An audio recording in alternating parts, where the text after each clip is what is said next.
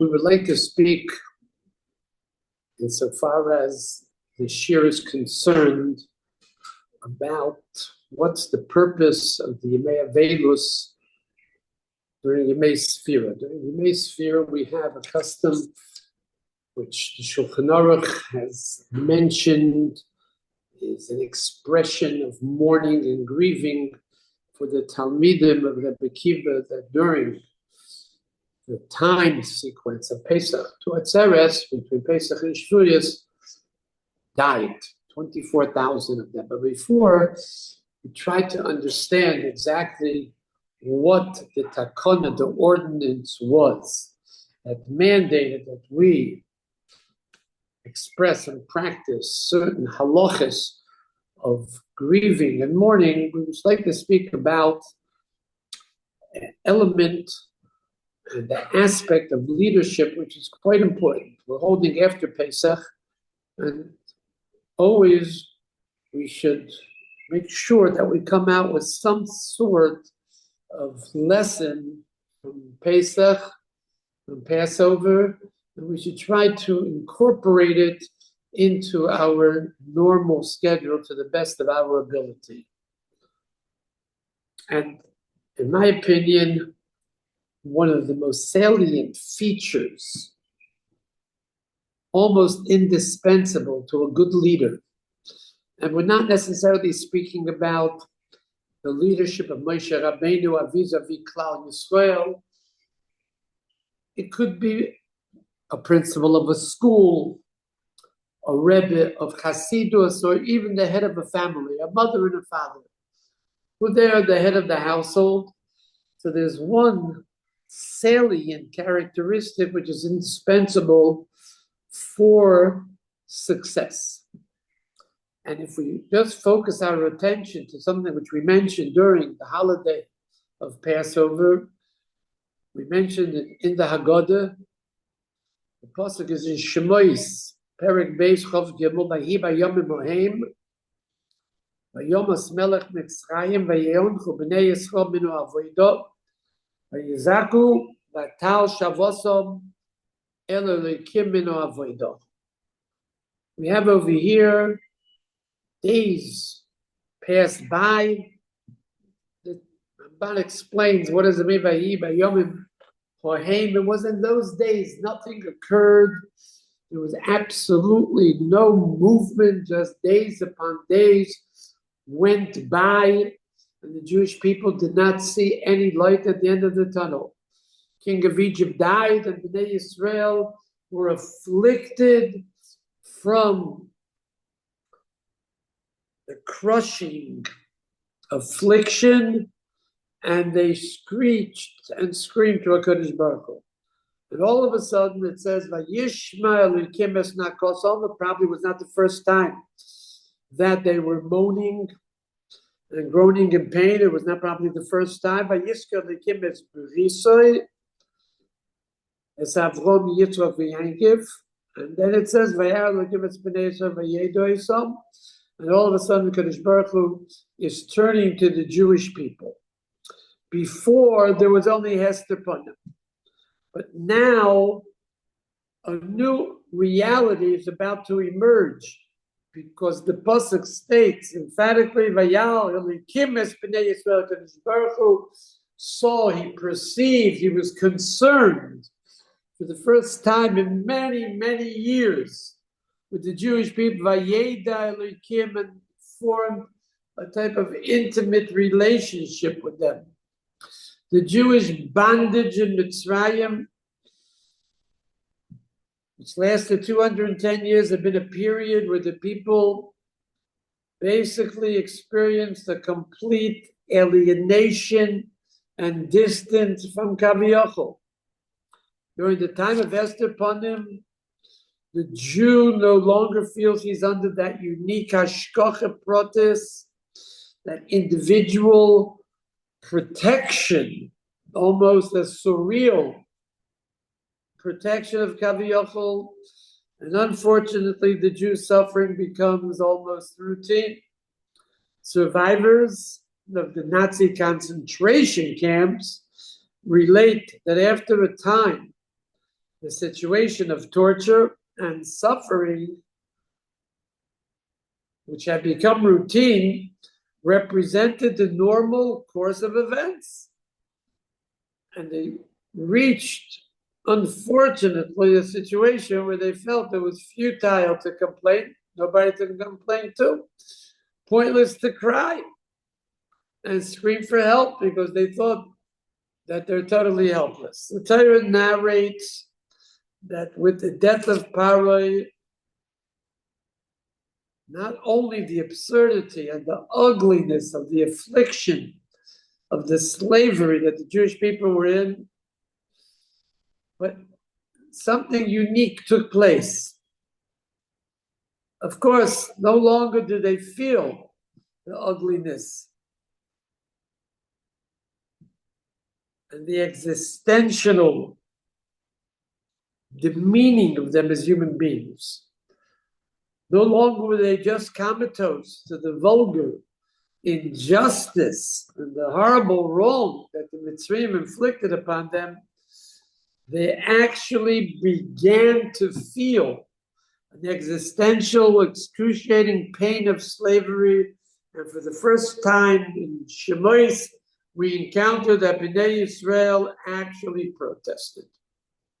Vayitzaku, they cried out.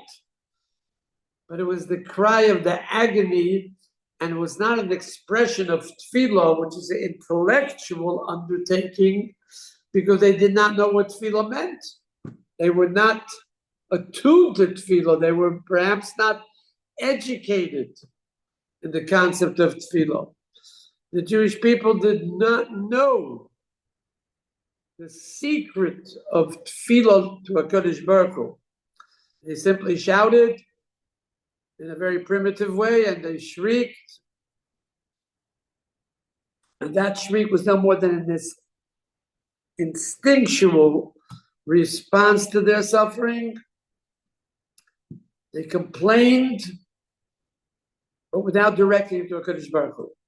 And yet, as the Rambam points out, their cry did rise to the heavens, and to HaKadosh Baruch Hu accepted it as if it were a conscious, intellectual Seder HaTfilah.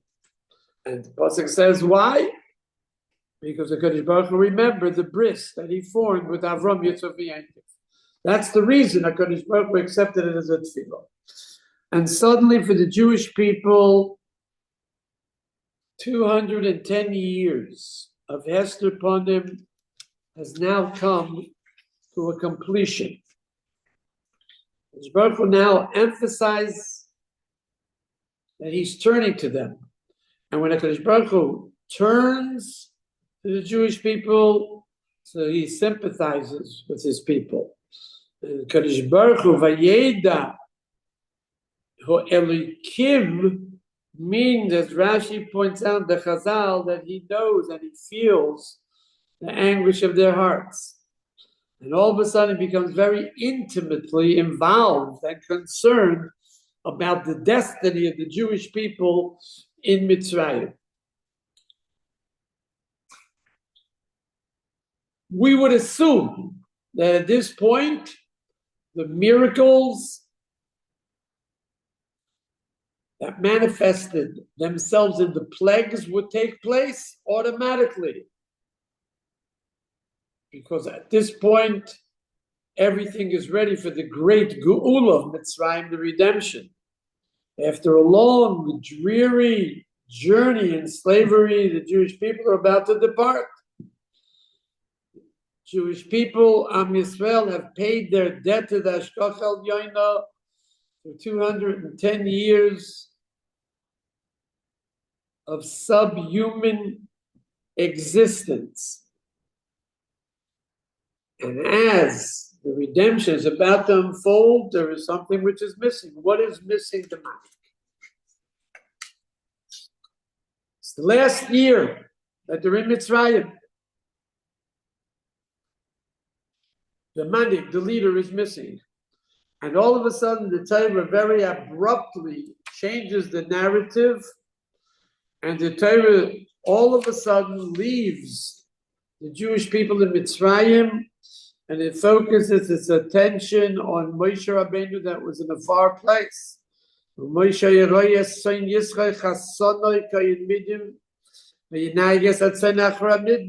was very far away in a different world, attending the flocks of sheep in Midian. And because there was no Redeemer, there was no Manig, the entire process of redemption became stagnated. It was in stagnation. Moshe's leadership is indispensable. There cannot be a redemption without a Redeemer. The Mashiach, as well as the original Geula, both revolve around two Yesodus of the Torah. Obviously, when there'll be a redemption of the people, so the entire world will be raised to new heights. The Yosef Lavoi, when Melech Mashiach will appear and he will redeem the Jewish people, he will also uplift the entire world. Because the Rambam says that Yemais HaMashiach will be a spiritual revitalization. The whole world will have a recognition and a deep cognition of the Almighty Kudshe B'richu. Even the Gentiles. The entire earth will be full of the knowledge of the Kadosh Baruch Hu as the waters cover the sea. So therefore, all the people will be very wise. They will know things that are now concealed from them, says the Rambam, and they'll understand a deep understanding of the Beri Olam to the utmost capacity of the human mind. That is what the Geula La'asud Lavoi will consist of. Likewise, in the Geula of Mitzrayim,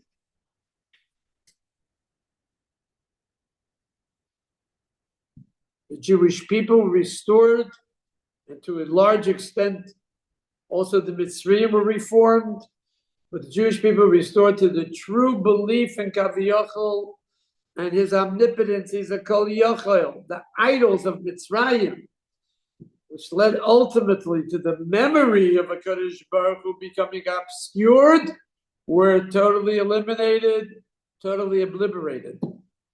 Miraculous change in the laws of nature, the apocalyptic nature of Yetzias Mitzrayim produced an abundant and pervasive knowledge of Kudshe B'richu, something which we overlook. And of course, the second principle is that the Geula, with all of its grandeur and majesty, is incomplete until there will be a leader. Kadosh Baruch Hu will take the Yosef Lavoi Melech Mashiach to serve as his messenger, and Kadosh Baruch Hu will not initiate the miraculous redemption and all the action unless we have a goyel, a redeemer, and that will set the process in motion. There's no question about it that we believe, like in the Haggadah, Moshe Rabbeinu's name is not mentioned. Ani v'lei malach, ani v'lei shliach. There's only one redeemer. There's only one liberator. That's HaKadosh Baruch Hu. Nevertheless, HaKadosh Baruch Hu insists that there must first and foremost be a manig. There must be a leader. And at this point in Mitzrayim, the Jewish people, as they were going through the dark night of despair, without a leader, could not be redeemed. There was no Moshe. And interestingly is that HaKadosh Baruch Hu told Moshe Rabbeinu that if you don't undertake the mission, so the Jewish people would not be redeemed. This is not reading between the lines. This is opened in the text and the narration that without Moshe there will be no redemption. And nevertheless, Moshe was stubborn. Tishlach, send by somebody else. Aaron, I'm not worthy to be the Redeemer. And at this point, we see something very, very fascinating. We would not assume that a simple shepherd who now is involved in the pastoral life would be the qualified Redeemer. The Torah told us great things about Moshe Rabbeinu, but at this point, for many, many years, he was already 80 years old. He had a profession of being a pastor, a shepherd of sheep. So we would not think that he is the one that's qualified. Melech Mashiach, we know what the Navi says, will be the greatest of all time intellectually. He'll be able to be Meriach, to use his sense of smell and be able to distinguish between Dam Tomei and Dam Tor, blood that's Tomei. Incredible assets intellectually, emotionally. Melech Mashiach will have. But Moshe Rabbeinu, at this point, we don't see the great qualifications. Yet, HaKadosh Baruch Hu decided, just like by David HaMelech, to take a shepherd of sheep as the leader. Why is that? So Yeshaya Hanavi points out there's one salient feature that a successful shepherd has to have. And that is expressed, the duty of the shepherd, that is expressed in the pasuk in Yeshaya, Kiroye edro yireh, bezaru yekabetz tloyir b'cheiko yiso, oilos yinayo. Even as the shepherd, says Yeshaya Novi, that feeds his flock, and he gathers the lambs in his arms. He carries the lambs in his bosom, and gently leads the young and weak lambs. So will HaKadosh Baruch Hu take special care of the broken in body and crushed in spirit on the return from captivity. Yeshaya Novi points out that the main characteristic of the shepherd is Midas HaChesed. And before HaKadosh Baruch Hu can confer greatness and the leadership upon this individual, he first and foremost, like Reb Ruven Grozovsky points out, at length tests him by an insignificant matter. And only then does he elevate him to the status of leadership. And as Reb Ruven points out, HaKadosh Baruch Hu tested both Moshe and David HaMelech with sheep and found them sensitive and trustworthy to be the leaders of the Jewish people. At this point, when Moshe Rabbeinu was discharging his responsibilities, so the pasuk says that a stray lamb escaped from the flock in the wilderness of Sinai. The Moshe Rotz Acharav, Moshe pursued it. Finally, the frightened lamb stopped to gather water from the stream because the lamb had been thirsty all along. And Moshe at this point remarks, Ani lo yoyisi yodea sherot so yiso mipnei tzomei. Oye fato, Yerkiva al Seifov, Loya Mahalech. Moshe said, did not know that you ran away because of thirst. You must be very weary. I was unaware of it.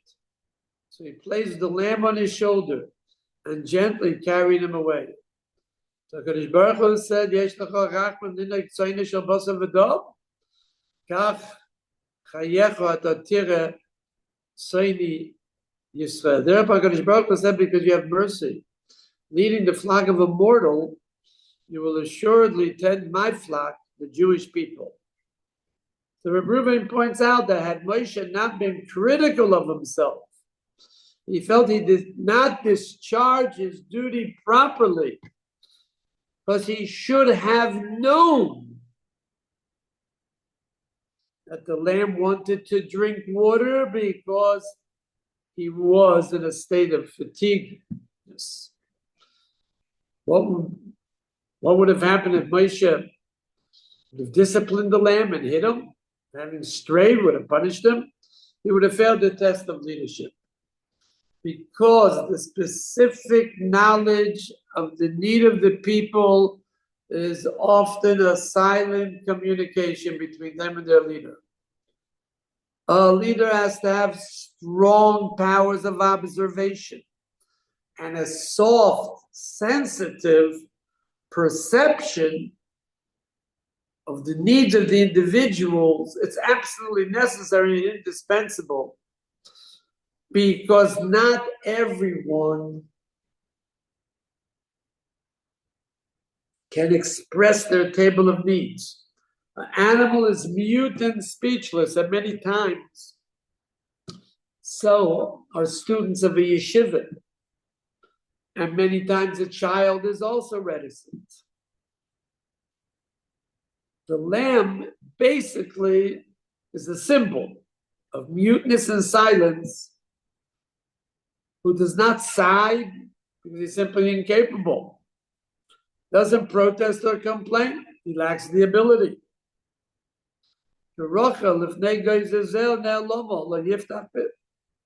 Sheep before it shares are silent and they're very submissive. But they have a table of needs.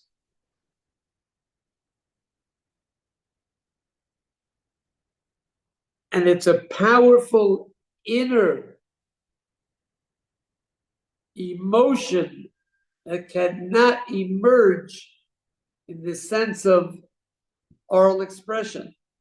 And that's why the leader must also be concerned with those people who can't communicate their table of needs. They can't express their sorrow and suffering. Moshe showed on a desert plain his concern for the Rochel, Hane'eloma, for the silent Rochel, blamed himself, took total responsibility. He should have had the soft, sensitive perceptions and feeling to realize the needs of that stray sheep. And because he understood what his role was, and he carried the sheep that strayed away on his shoulders in a sympathetic, empathetic way, he passed the test. Moshe, Moshe, Chayecho, Ata Tsiret Soini. And the rest, of course, is the beginning of Jewish history. And this is an important lesson for all of us.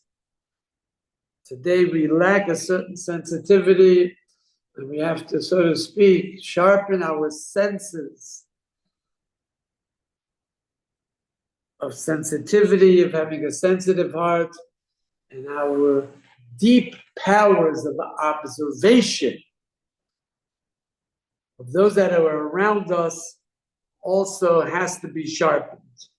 This is one of the salient features of somebody who is a responsible leader, regardless of what the relationship is to those that are being led.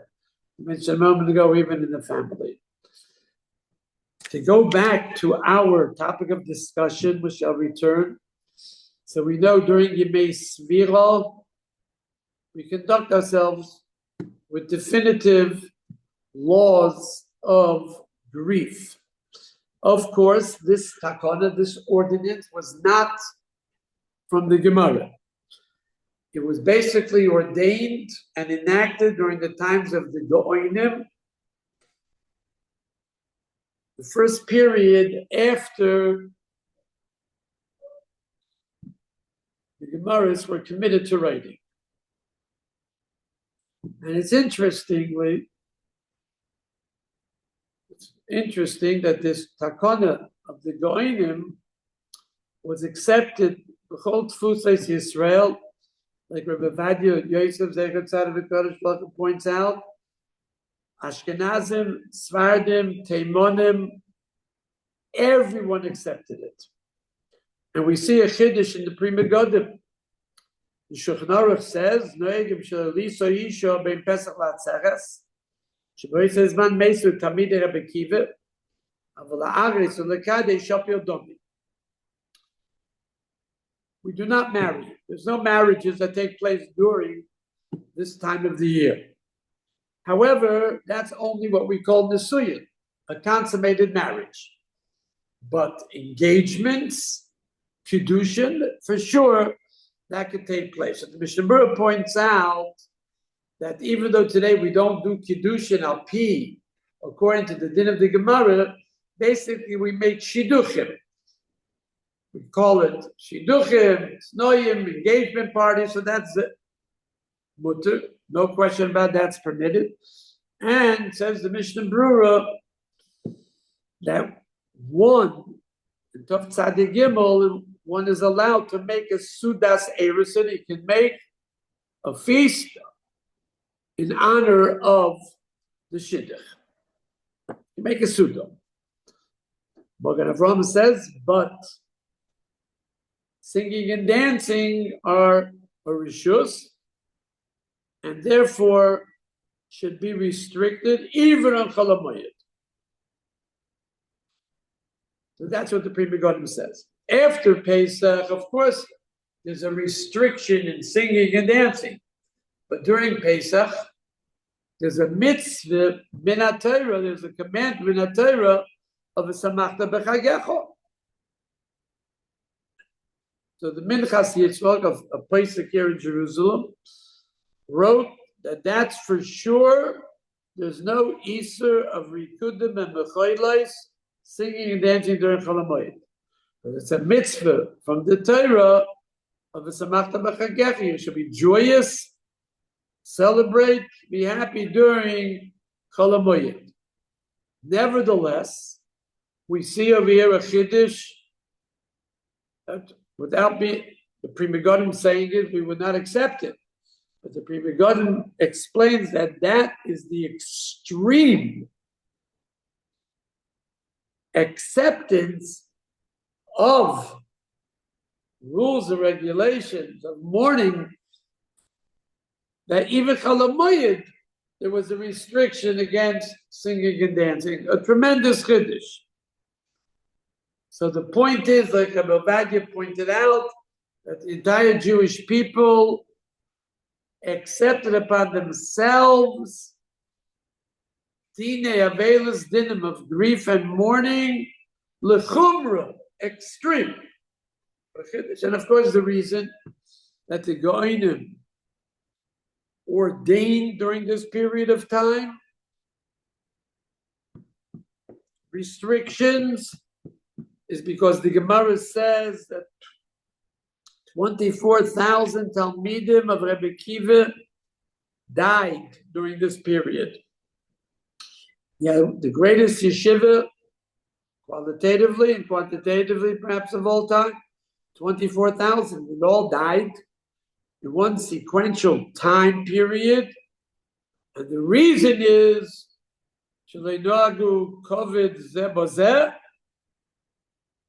somehow or other there was a lack of respect. So Reb Reuven Grozovsky points out, Zekorov la'alpayim shana shekol Yisrael kovu avelos shel shiva shavuyos. It's already close to 2,000 years that the entire Jewish people accepted upon themselves 7 weeks of mourning. And we don't find such intense mourning for any other tragedy that befell the Jewish people. So Reb Reuven says something very dramatic. We have to come to the conclusion that this is the greatest tragedy of all. More than the Churban Beis HaMikdash, more than the destruction of the Beis HaMikdash. Because there were 24,000 Tanoim, and with their death, the world, the Gemara, it's explains to us, was totally desolate. The entire world became desolate. There was no spirituality in the world. There was no Torah in Eretz Yisrael either, until Rebbe Kiva miraculously overcame this tragedy of having 24,000 of his students perish in one period of time. And like Baron Cutler used to say, that each one was like a Ben Yochid, like it was the only son. The greatness of Rebbe Kiva, we don't have to try to explain, but his greatness was such greatness that every single one of these Talmidim was like a Ben Yochid, was like an only son. So we can already imagine how he was devastated by such an unbelievable, overwhelming tragedy. And after Rabbi Kiva came to Rabbi Seinu, the Badorim, he came to 5 new Talmidim. He was already in his old age. So the entire Torah that we have emanates from these 5 Talmidim of Rabbi Kiva. Said Reb Reuven Gruzovsky, instead of having Torah that emanates from 24,000 Talmidim, so our Torah is extremely, extremely limited to Torah of 5 Talmidim. And the question is, how is it because of Shalei Nagu Kovet Zebazet, somehow or other there was a lack of respect? We don't understand it, obviously. There should be such a catastrophe. Number 2, asks Reb Reuven, how is it that their Torah did not protect them? Because we have a principle that learning Torah offers you a shield and protection as well. Now, how is it that their Torah did not protect them and did not protect Klal Yisrael?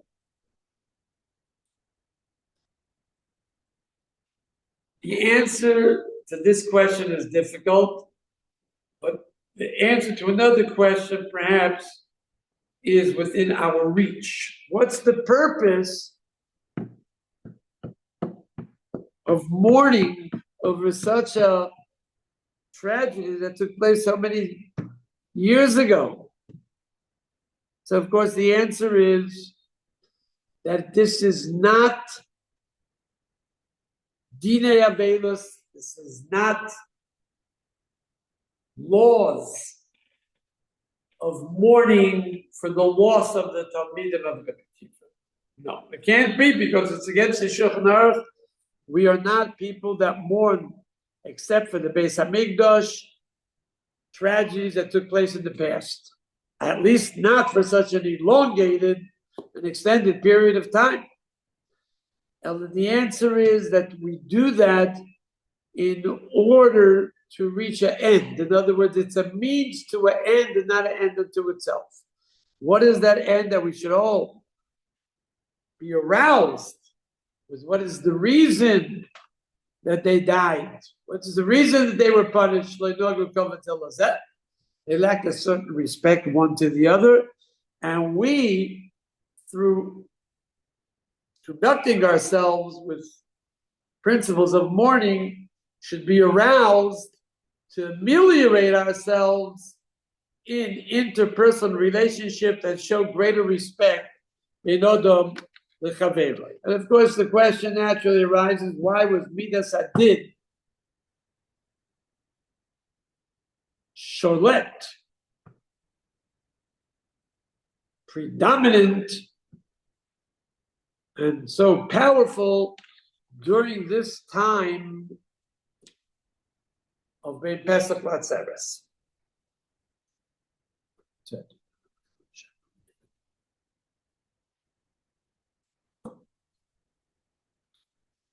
The answer is that we believe Emunah Shleima, that every day that goes by, we become closer to Ma'amad Har Sinai.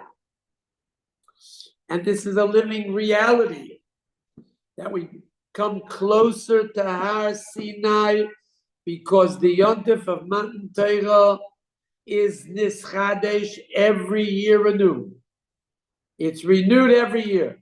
It's not a one-time historical event, but the Matan Torah, the concept of Matan Torah is renewed, revitalized every year on Shavuos. As such, we have to prepare ourselves for Matan Torah. And the Ariyah Kodesh explains there's no redundancy in the tefillah. Why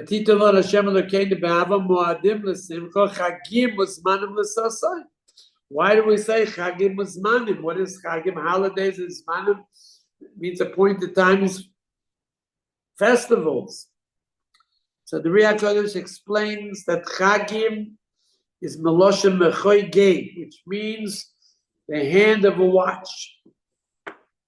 The hand of a watch comes around to its original point of departure.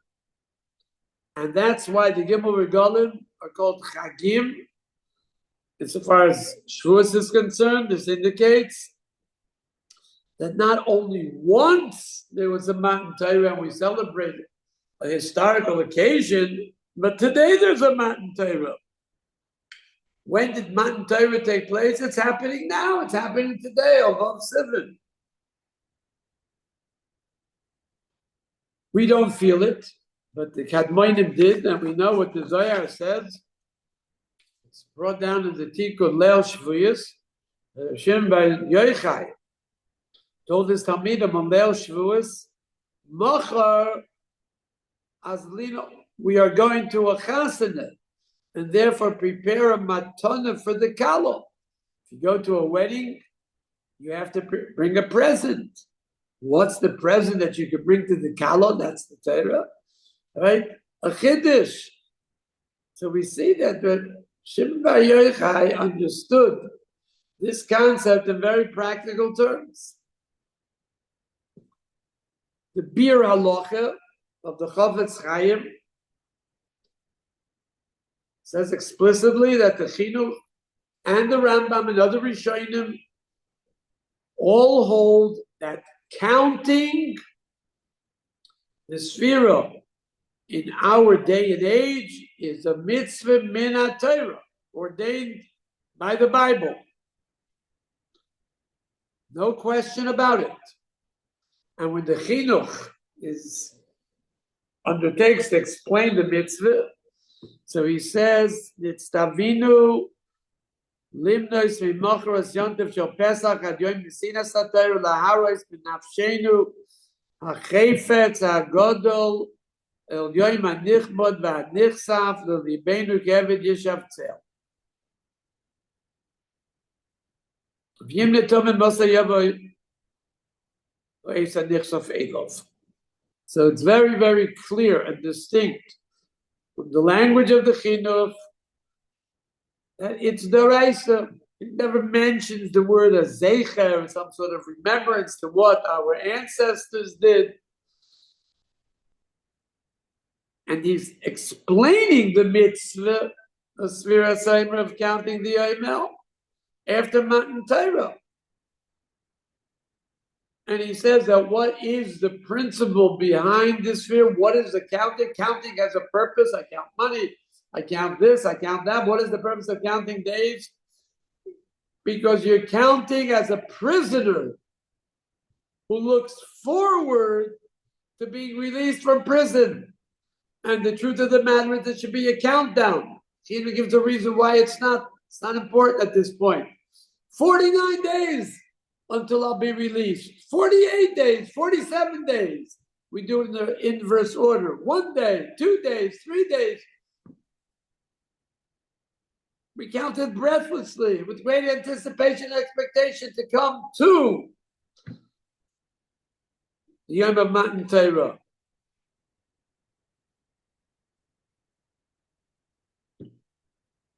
And that is the Etzem Maisa Mitzvah. The act of performing the mitzvah is not to read it from the siddur, to count if you know it anyway.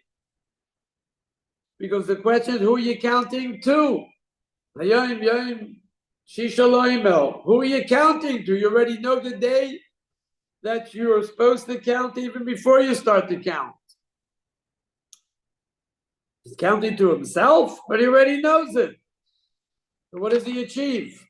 We have to conclude that the mitzvah svira is not an act of telling over what is the day. It's not a simple dvorim. It's not a narration. It's not that this day is the seventh day to the Yom, eighth day, whatever. But basically, the expression is an emotional, heartfelt expression of anticipation and expectation, because every day that goes by, we come closer to Matan Torah, with which we wait with breathless anticipation and expectation. Therefore, during this period of time, which is a time of preparation, in expectation for the great day of Matan Torah, so Midas Hadin, divine strict judgment, is prevalent and pronounced in the world. Because this is the time of preparation for Kabbalah HaTorah, and as the Chidush Shiurim has already pointed out, in Shemois Yutes, it says, "B'chodesh hashlishi l'tzeis bnei Yisrael me'eretz Mitzrayim, b'yoyim hazeh bo midbar Sinai." On Rosh Chodesh, Sivan, the Jewish people came to Har Sinai. So the Gemara said it should have said b'yoyim hahu, on that day. How could the pasuk tell us on this day? On Rosh Chodesh, Sivan, the Jewish people came to Har Sinai. It's not this day, it was that day, many, many years ago, thousands of years ago. So Rashi says every day should be kechadoshim, should be new in your eyes, as if it happened today. So we don't understand, because we have this similar expression that Rashi brings down on the pasuk,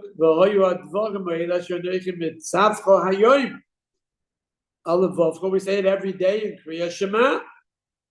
So this is very understandable. What did Rashi say? Why does it say Hayoim? The words I commanded you today should be on your heart, because we're dealing in the time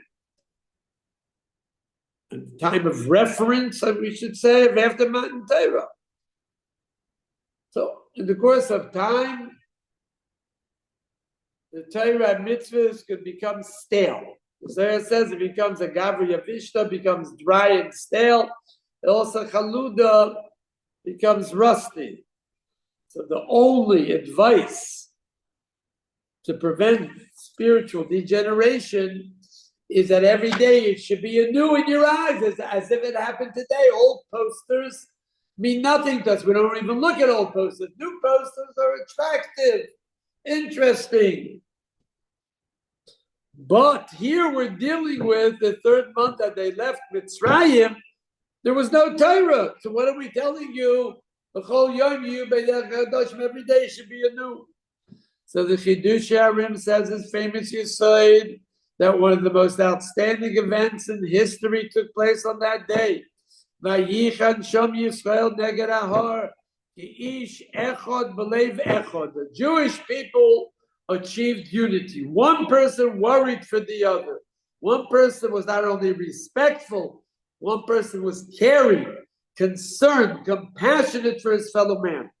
And the reason it says Hazeh is because every single day that inspiration and motivation that the Jewish people were no longer egotistical, they were altruistical. Every single day by Yom Hazeh has to transpire. That outstanding event of the Yisrael of Klal Yisrael, when they reached one timely the Madreg of Kishachal B'Lev Echad, which is indispensable for Kabbalah HaTorah, must be a constant and consistent inspiration and motivation every day. And that was the very first avodah, says the Chidush Shiurim. that Klal Yisrael had in order to steig, to go from level to level in the love of a Jewish person. So we also every year mandated, Alei, inspire yourself, steig, in all of the midos of Kuchebrichu, Chesed, Gevura, Tiferes, Netzach, Hoid, Yesoid, and Malchus. These are the 7 beautiful midas of Kadosh Baruch Hu. Of course, it takes a long time to explain them. We have it in the Siddur. And this is the Tikkun HaMidos. This is what is necessary in the world of action, not just the world of talk. When we say this is the 7th day of the Omer, we should say simultaneously this is the 7th day that we ameliorated a midah bein adam lechaveiro, of interpersonal relationships, either in chesed or of glory, whatever. Bein adam lechaveiro, because this is the way that Kadosh Baruch Hu says you are growing. It's appropriate for Kabbalah Satayra is only ki ish echad b'leiv echad. And that is why when we have this count, so the count has to be a true longing. It's an expression of true longing and yearning and pining for the great day of Matan Torah. And concomitantly, in the world of action, we have to translate the counting into actions of tikkun, of ameliorating our morality and ethicism, and through that, Klal Yisrael will become one undivided nation and will be zeicha to the real Matan Torah on Shvuyos.